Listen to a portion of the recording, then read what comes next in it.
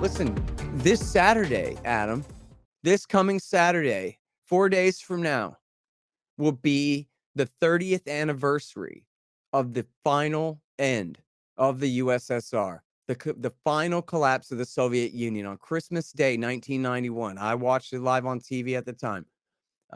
They pulled down the red flag and they put up the red, white, and blue Russian flag over the Kremlin.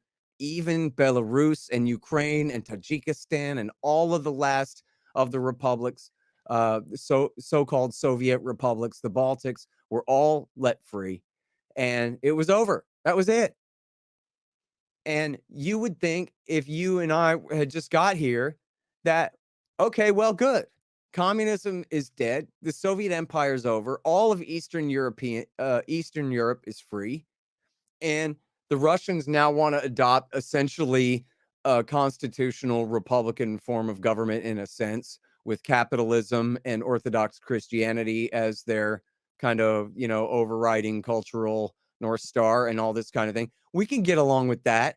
We can be friends with them. There's no reason to keep up any strategic competition with them in any real way whatsoever. Could have just brought them all the way in like a good sport and could have completely abolished NATO as being completely irrelevant and superfluous. Why do we need the North Atlantic Treaty Organization to keep the Soviet Union out of Western Europe when they're not even in Eastern Europe anymore? When they brought their entire army back behind the Ural Mountains and the whole thing was completely kaput like a magic wish, like an unbelievable dream.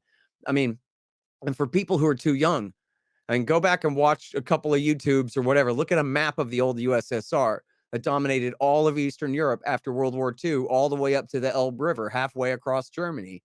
And then see what it looked like when it ceased to exist. And without a war, without, hardly a shot being fired. The dictator in Romania and his wife, I think, were put up against the wall and shot. But essentially, in all of the rest of Eastern Europe, the Communist Party just lost power and it was just over.